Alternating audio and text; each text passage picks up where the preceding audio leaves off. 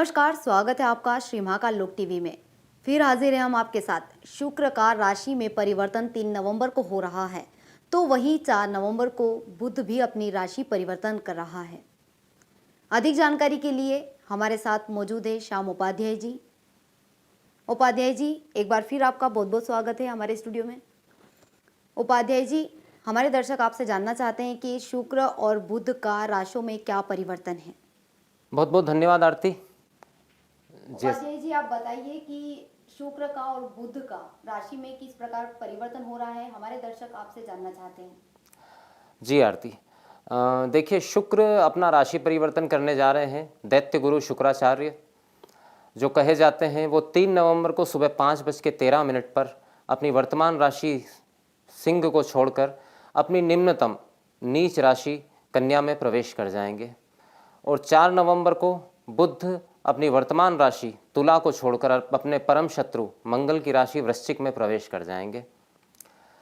इसका दैनिक जनजीवन पर बहुत दूरगामी प्रभाव पड़ने वाला है। हालांकि ये जो राशि परिवर्तन है यह बहुत कम समय का होता है, 25 से 30 दिनों का होता है, लेकिन इसका प्रभाव बड़ा दूरगामी होता है। अलग अलग राशियों पर अलग अलग प्रभाव देते हैं। तो राशिफल बताने से पहले मैं इतना ज़रूर कहना चाहूँगा कि सबसे पहले तो ये जान लें कि शुक्र हैं क्या। दैत्य गुरु शुक्राचार्य कहे जाते हैं। शुक्राचार्य 9 ग्रहों में 2 गुरु माने गए हैं, एक देव गुरु और एक दैत्य गुरु। देव गुरु बृहस्पति हैं और दैत्य गुरु शुक्राचार्य हैं। जीवन में जितनी भी भौतिक संपदा, वैभव, आकर्षण, काम, इन सब चीज़ों के जो स्वामी हैं वो शुक्राचार्य हैं। हर वो चीज़ जो आपको आकर्षित करती है, हर वो चीज़ जो विलासिता में इस्तेमाल होती है, हर वो चीज़, चाहे वो अभिनय का क्षेत्र हो, राजनीति का क्षेत्र हो, हर क्षेत्र जो आपको अत्यधिक आकर्षित करता है, चाहे वो प्रेम की भावना हो या लगाव हो, सबका संबंध शुक्राचार्य से होता है। बुध ग्रहों में युवराज कहे गए हैं, सबसे तेज गति से चलते हैं और जब अकेले होते हैं किसी राशि में तो इनका प्रभाव बहुत तेजी से माना जाता है। ये व्यवसाय के देवता हैं। व्यापारियों के लिए बुध एक बहुत ही महत्वपूर्ण ग्रह माने जाते हैं।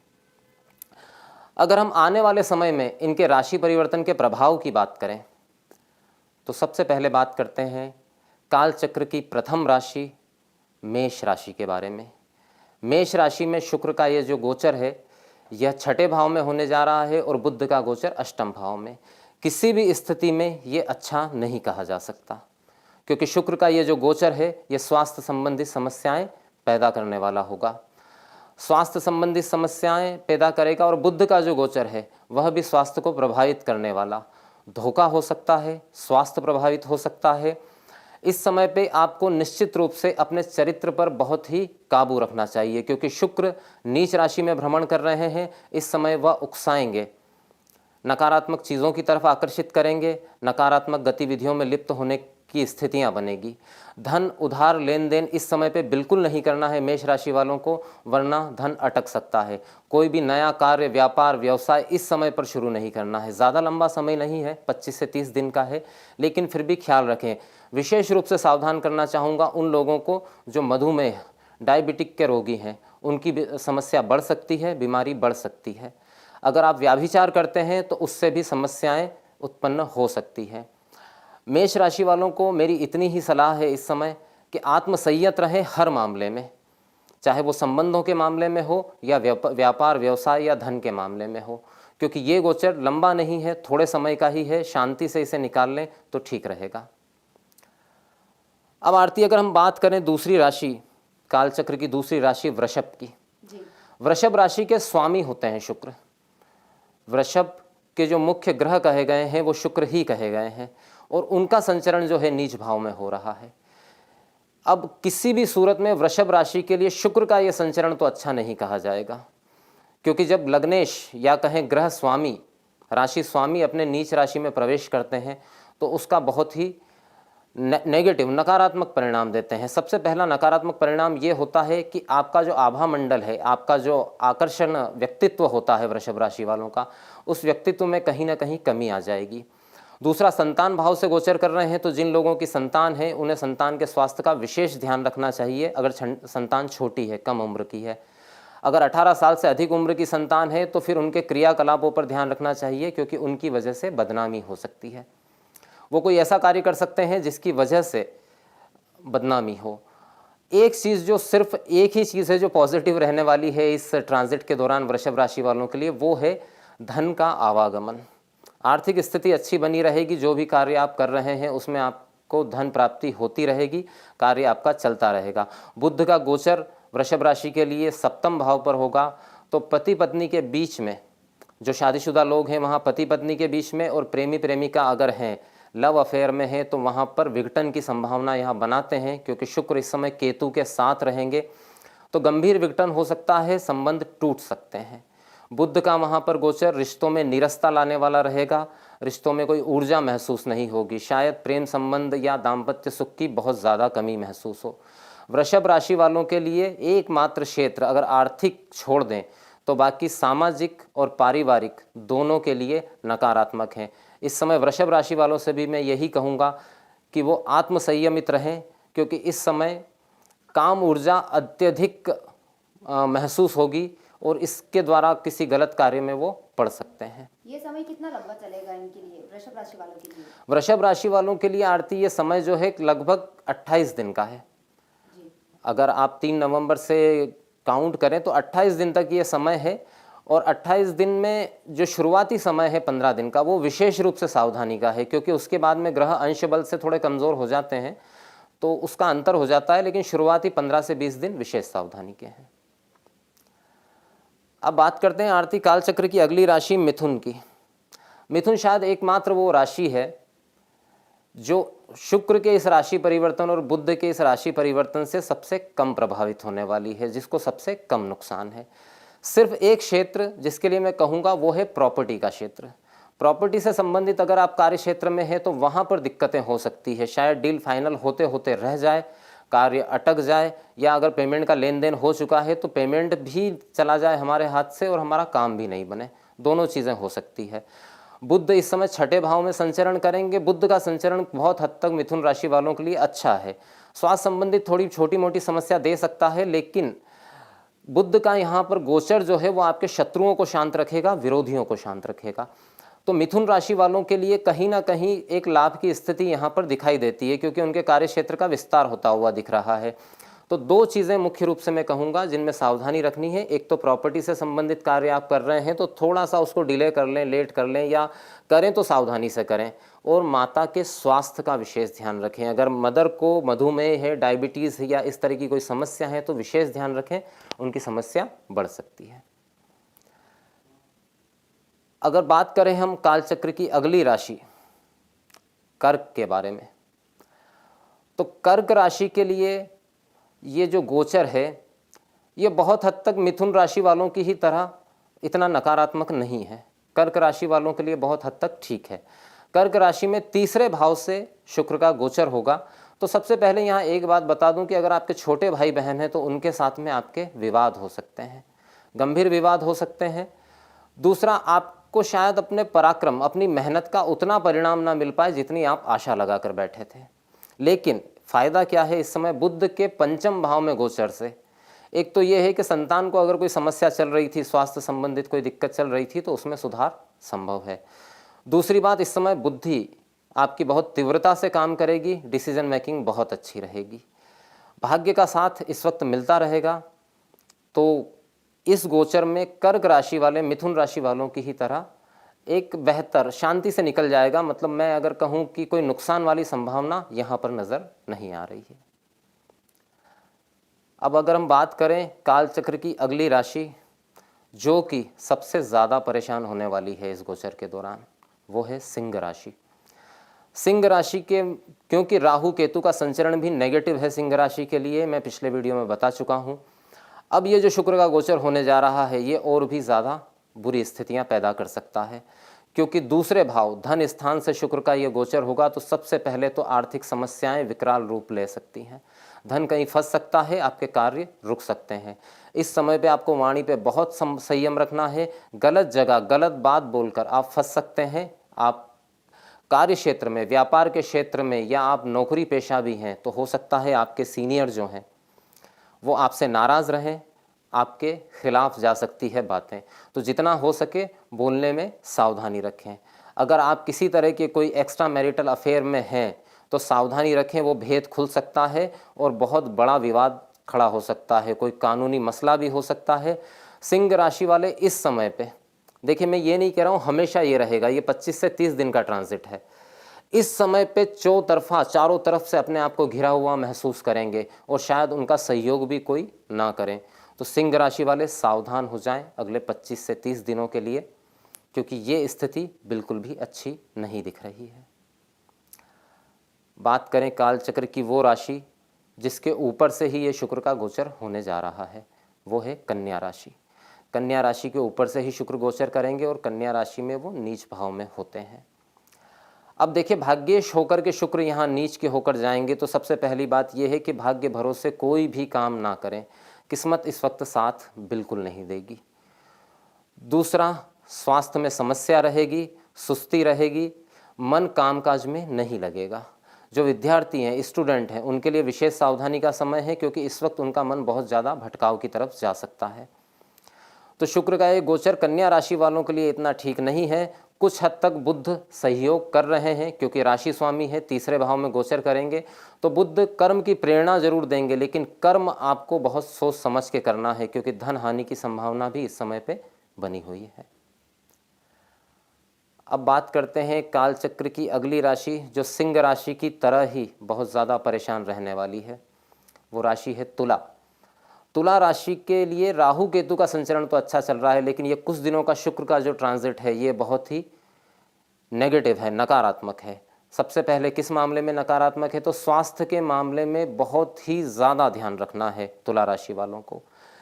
कमर के निचले हिस्से में कोई गंभीर रोग हो सकता है, इसलिए इस बात की सावधानी रखें, किसी भी तरह के व्याभिचार या गलत आचरण से बचें, क्योंकि ये समय बहुत नकारात्मक है। आपका एक गलत डिसीजन हो सकता है आपको आगे के लिए बहुत ज़्यादा परेशान कर दे। जो लोग मधुमेह के रोगी हैं, डायबिटिक हैं, उनके ऑपरेशन या इस तरह की स्थितियां, शल्य चिकित्सा जैसी स्थितियां भी यहाँ पर बन सकती है। तुला राशि वालों को सावधान रहना है। अब बुध का गोचर दूसरे भाव में हो रहा है, तो कहीं ना कहीं धन संबंधित मामलों में थोड़ी सुविधा रहेगी। इस समय वाणी अच्छी रहेगी आपकी, भले ही आपका समय थोड़ा विपरीत चल रहा है, लेकिन आपकी बोली अच्छी रहेगी, उससे आप कई समस्याओं को खत्म कर सकते हैं, अपने फेवर में कर सकते हैं कई समस्याओं को। तो तुला राशि वाले कुछ मामलों में सावधान रहें, लेकिन जहां मैं सावधान रहने की बात कर रहा हूं वहां समस्याएं ज़्यादा गंभीर हैं, क्योंकि आपके लग्नेश जो हैं वो नीच राशि में जा रहे हैं, इस वजह से यहाँ पर सावधानी ज़्यादा ज़रूरी है। आरती, अगर अब बात करें अगली राशि वृश्चिक की, वृश्चिक के ऊपर से ही बुध का गोचर होगा, लेकिन यहाँ पर एक समस्या ये है कि बुध का जो गोचर है वो इतना फायदेमंद वृश्चिक राशि वालों के लिए नहीं दिखाई दे रहा। उसका कारण यह है कि एक तो वृश्चिक राशि के स्वामी मंगल हैं, जो बुध के प्रबल शत्रु माने जाते हैं, और अष्टमेश जब लग्न में प्रवेश करते हैं तो वो कई बार ऐसी स्थितियां पैदा करते हैं कि जिसमें इंसान कुछ चीज़ें जो वो अपने जीवन में राज रखना चाहता है, जो अगर राज खुल जाए तो उसका बहुत बड़ा नुकसान हो सकता है, आर्थिक भी, सामाजिक भी, रेपुटेशन का भी। उन सब स्थितियों के लिए ये बुध जो हैं वो प्रेरित कर रहे हैं। तो इस समय इस बात की सावधानी ज़रूर रखनी है वृश्चिक राशि वालों को कि पहली बात तो कोई ऐसा कार्य करे ना कि जो छुपाना पड़े दुनिया से, लेकिन अगर कोई ऐसा कार्य हो चुका है तो अब इस बात की सावधानी रखें कि कहीं वो राज खुल न जाए, क्योंकि इस बात की संभावना बहुत ज़्यादा यहाँ पर नज़र आ रही है। शुक्र का गोचर इनके लिए एकादश भाव में हो रहा है, लाभ भाव में हो रहा है। यहाँ पर शुक्र इतना नुकसान नहीं कर रहे हैं, लेकिन आपकी जो रेगुलर इनकम थी वो प्रभावित हो जाएगी, शायद उसमें इतनी रेगुलरिटी ना रहे, उसमें अप डाउन आ जाए थोड़ा। तो शुक्र वृश्चिक राशि वालों को शुक्र और बुध का ये जो गोचर है ये मान हानि कराने वाला या कहते हैं चरित्र पर दाग लगाने वाला साबित हो सकता है। तो इस मामले में वृश्चिक राशि वाले अवश्य ही सावधानी रखें। बात करते हैं काल चक्र की अगली राशि धनु की। अब धनु वो राशि है जिसको शायद इसका सबसे कम नुकसान होगा। सिर्फ एक नुकसान जो सबसे बड़ा होने वाला है कि उनका अपने काम में मन नहीं लगेगा। कार्य क्षेत्र में अगर वो बहुत एक्टिव थे तो वहाँ एक तरह की सुस्ती फैल जाएगी, एक आलस का भाव आ जाएगा, काम करने की अनिच्छा हो जाएगी, घर से बाहर जाने का ज़्यादा मन नहीं करेगा, काम करने का मन नहीं करेगा। उच्च अधिकारी इस बात से असंतुष्ट हो सकते हैं और आपका कुछ नुकसान हो सकता है, लेकिन फिर भी बाकी राशियों के मुकाबले धनु राशि वालों को इतना नुकसान नहीं है।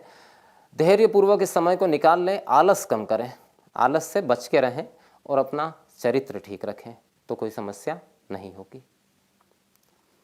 बात करते हैं कालचक्र की अगली राशि मकर की।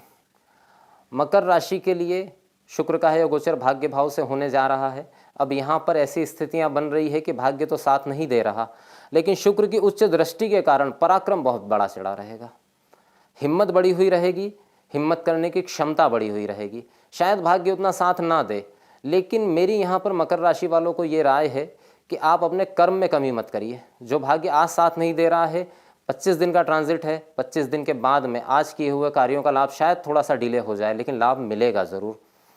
तो अकर्मण्य ना बने, कर्म करते रहें। शायद इस वक्त आपको ऐसा महसूस हो कि अपना कार्य जो हम कर रहे हैं उसका कोई फ़ायदा मिल नहीं रहा है, लेकिन आगे मिल सकता है। और बात अगर करें बुध की, तो वो इनकम हाउस में है, एकादश भाव में बुध बहुत अच्छा प्रभाव देते हैं। तो मकर राशि वालों के लिए एक ये खुशखबरी है कि आर्थिक रूप से उन्हें कोई समस्या नहीं आने वाली। भले ही थोड़ा अप डाउन रहेगा, लेकिन ऐसी कोई स्थिति नहीं बनेगी कि वो बिल्कुल ज़ीरो हो जाएं या नेगेटिव हो जाएं। ये थी मकर राशि की स्थिति। तो मकर राशि एकमात्र वो राशि है जो मिथुन की तरह इतनी नेगेटिव स्थितियां उसके लिए नहीं बन रही है। अब जिसके लिए नेगेटिव स्थितियां बन रही है वो अगली राशि है कुंभ। कुंभ राशि के 8वें भाव से शुक्र का यह गोचर होगा।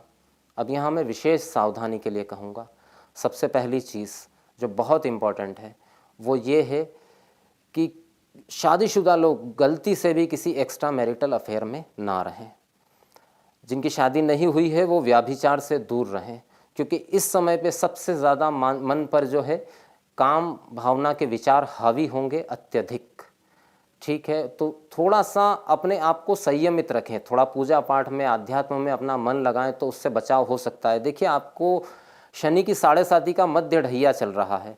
इस समय पे आपके हाथ से कोई ऐसा कार्य ना हो जाए कि आपके ऊपर कोई कानूनी कार्रवाई हो जाए, कोई लीगल प्रॉब्लम आपके साथ में आ जाए। इस वजह से कुंभ राशि वालों को इस समय बहुत सावधानी रखनी है। धन हानि की प्रबल संभावना यहाँ पर दिखाई देती है। मतलब स्वयं की धन हानि हो वो तो ठीक है, पुश्तैनी धन हानि तक हो सकती है। ये स्थितियाँ यहाँ पर बनी हुई दिख रही है। जहाँ तक कार्य क्षेत्र की बात है तो वहाँ पे बुध अकेले गोचर कर रहे हैं। देखिए, यहाँ पर बुध आपको फ़ायदा तो दे रहे हैं, लेकिन आप स्वयं अगर अपने आप को महसूस करेंगे तो आपको पता चलेगा कि आप ज़रूरत से ज़्यादा स्वार्थी होते जा रहे हैं। आपके मन पर पूर्ण रूप से स्वार्थ हावी है। तो आपके अंदर बस मैं और मेरा, इसके आसपास आपकी पूरी मानसिकता घूम रही है, जो दुर्गामी आपके लिए नुकसानदायक हो सकती है। इस बात की विशेष सावधानी कुंभ राशि वालों को रखना है। तो बात करते हैं कालचक्र की अंतिम राशि मीन के बारे में। मीन राशि के 7वें भाव से शुक्र का यह गोचर होने जा रहा है। तो मैं सबसे पहले मीन राशि वालों से कहूँगा कि अगर उनका कोई पार्टनरशिप में कोई काम है, वो लोग जो पार्टनरशिप में काम कर रहे हैं वहाँ पर समस्या हो सकती है, पार्टनरशिप खत्म हो सकती है। और ये जो पार्टनरशिप है ये आपको नुकसान देकर खत्म हो सकती है। तो इस बात की विशेष सावधानी रखें कि अगर पार्टनरशिप खत्म भी हो रही है तो उसे व्यवस्थित और सही तरीके से खत्म किया जाए। दूसरी बात, शादीशुदा लोग जो हैं उनको उनका पत्नी के साथ में विवाद हो सकता है, पति या पत्नी के साथ में हो सकता है आपका पार्टनर आपको धोखा दे रहा हो और ये बात आपके सामने खुल जाए।